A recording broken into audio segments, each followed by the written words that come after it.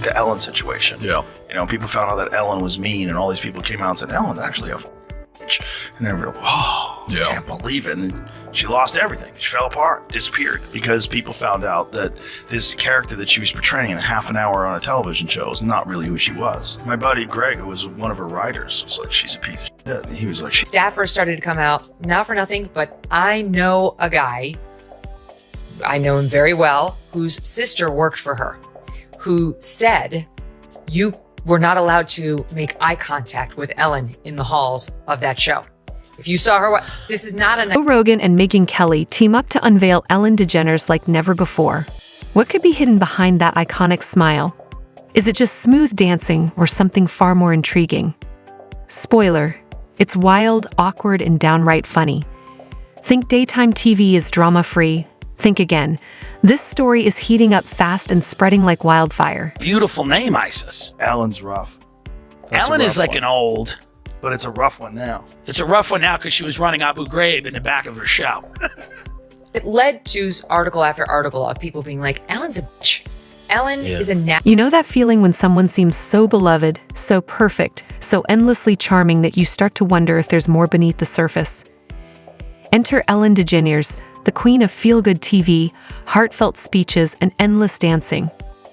Her entire persona is built on being nice, but then, bam, two outspoken media powerhouses decide to question that spotless image.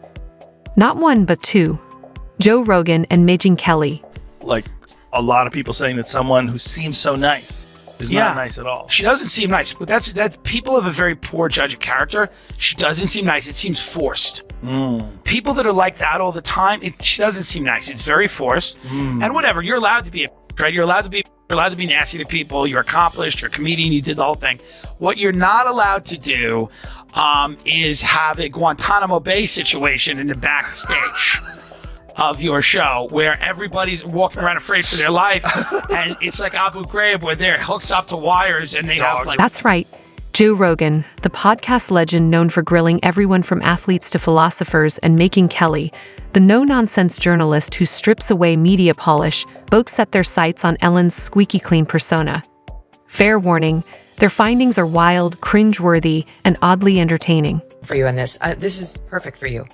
Because I'm seeing this week that there is an attempted comeback by somebody who did not cross one of those fateful lines of misstepping on their sacred cows of gender or race or sexuality. Yeah. But she was said to be a nasty biatch, and that's Ellen DeGeneres. Yeah. So her show got canceled after she had this testy exchange with Dakota Johnson, where something happened where Dakota said, oh, I had this birthday party, and Ellen said, well, why didn't you invite me? You didn't invite me. And she said, like, no, I did invite you, Ellen. That's not what happened. And Ellen had blown her off. And then tried to play the victim on the set with her. Anyway, it led to article after article of people being like, Ellen's a bitch. Ellen is a nasty person. Let's start with Joe Rogan. His platform is like a cultural X-ray, catching every little detail, even when it comes to Ellen, daytime TV's untouchable sweetheart. Picture Rogan in his candid style, asking, wait, how does this super nice image line up with all those behind-the-scenes rumors?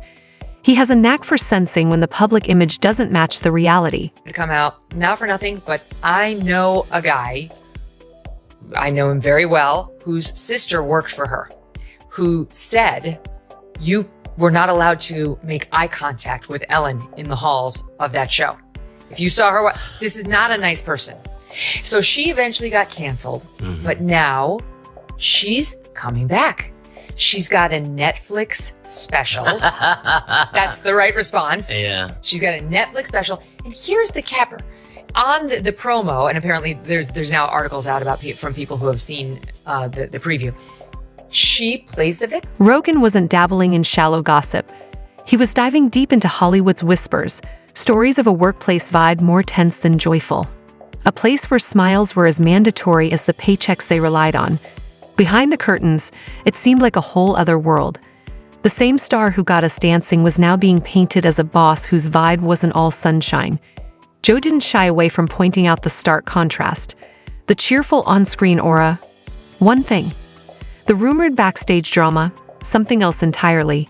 It felt like watching a heartwarming show take a dark turn with no rewind. But Rogan didn't stop at Ellen.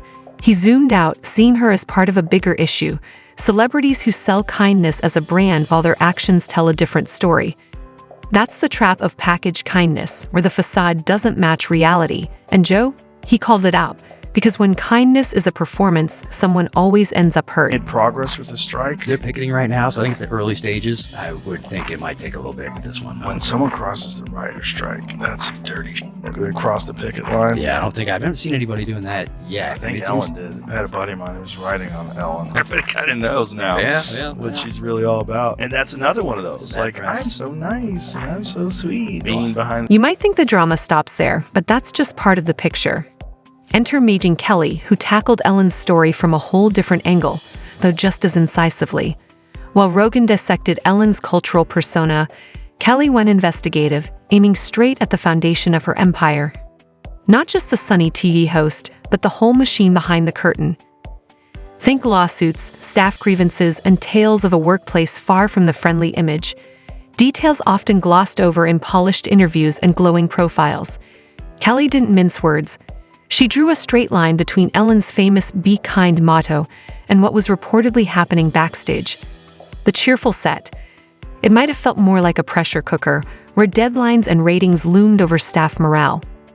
And when it came to addressing employee concerns, well, let's just say the "Be Kind" mantra didn't always seem to apply. And she actually has the nerve to say that she was run out of Hollywood.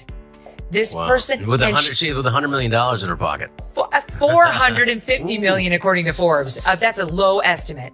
Yeah. Because so now she's out there saying, I was run out of Hollywood. She's actually reportedly complaining about how hard it is for women in America with the double standards. Look at Oprah, how hard it is for her. Oh, she's got, like 10 houses, Ellen DeGeneres? Michelle Obama, look how hard it is for women in America. They're hurting. They're going to let her back in, Rob, because she's a lesbian, she's a leftist, and she didn't hit one of... Kelly didn't stop there.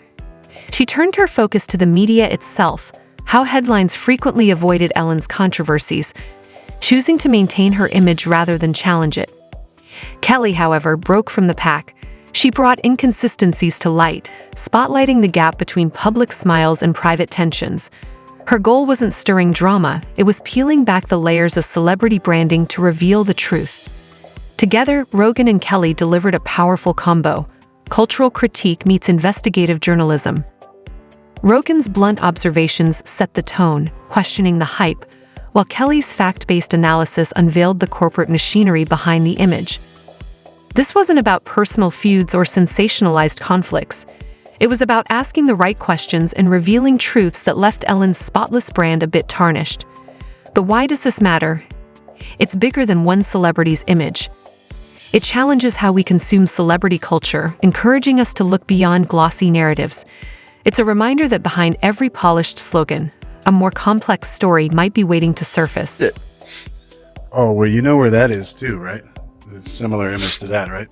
No. I know Jamie does. What is it? It's on the set of a famous talk show.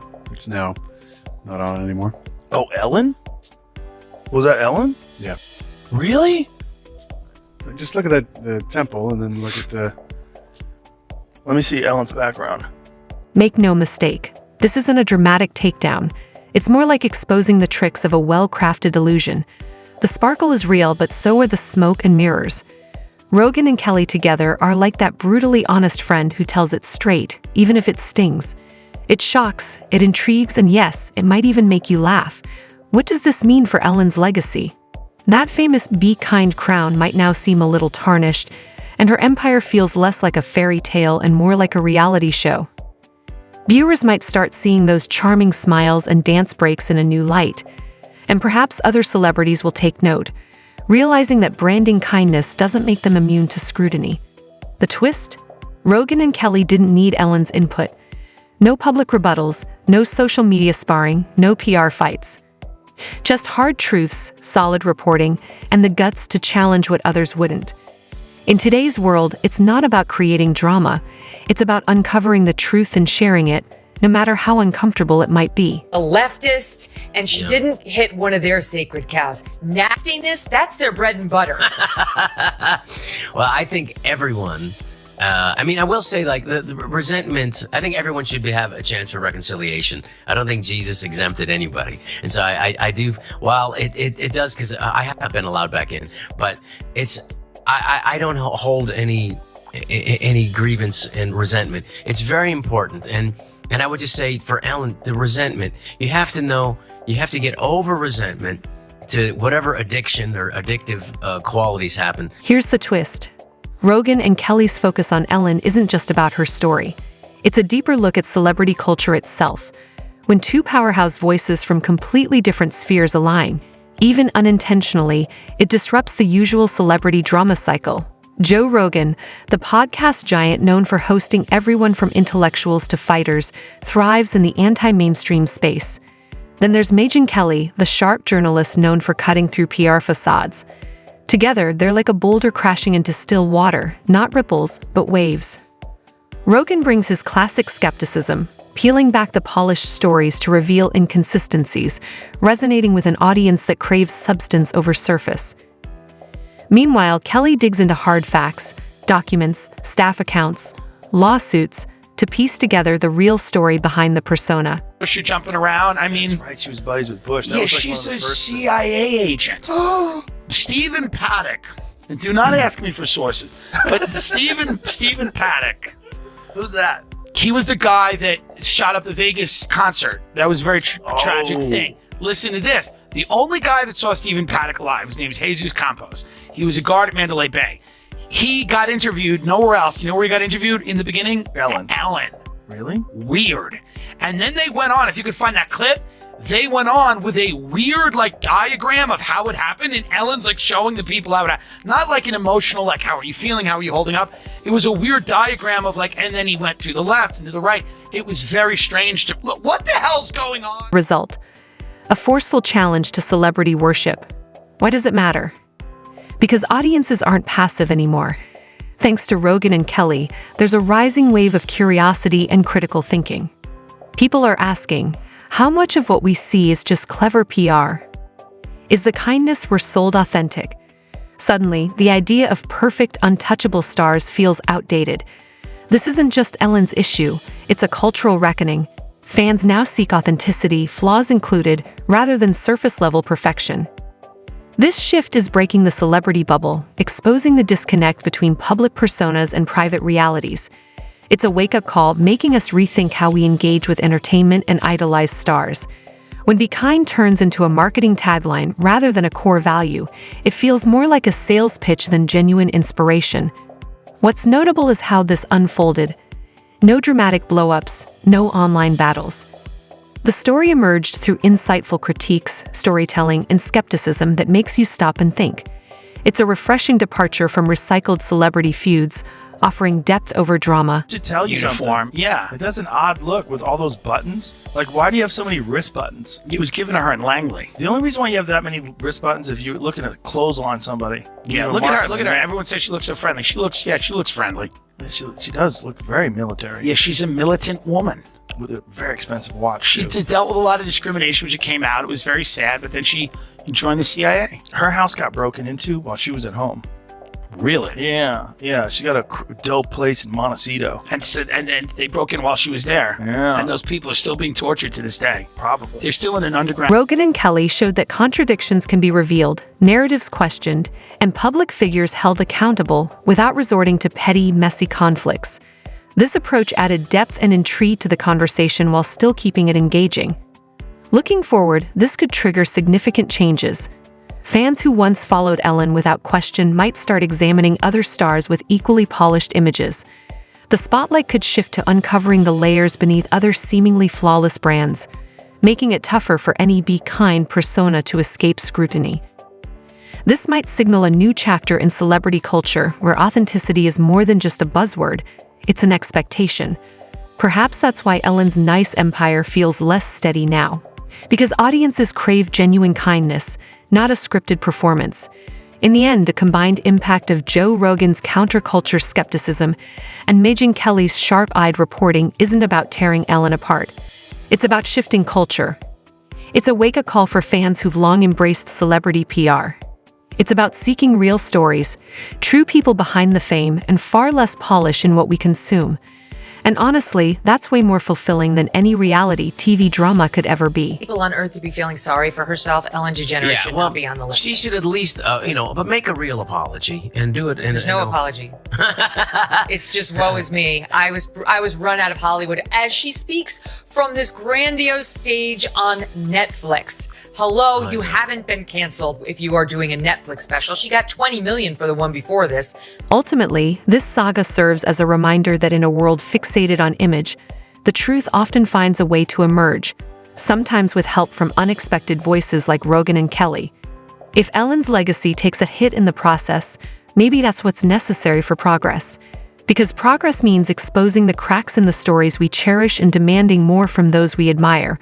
So next time someone preaches kindness from a screen or stage, it's worth asking what's really happening behind the scenes. Sometimes the brightest smiles conceal the most challenging truths. And sometimes it takes voices like Joe Rogan and Megyn Kelly to illuminate those hidden stories.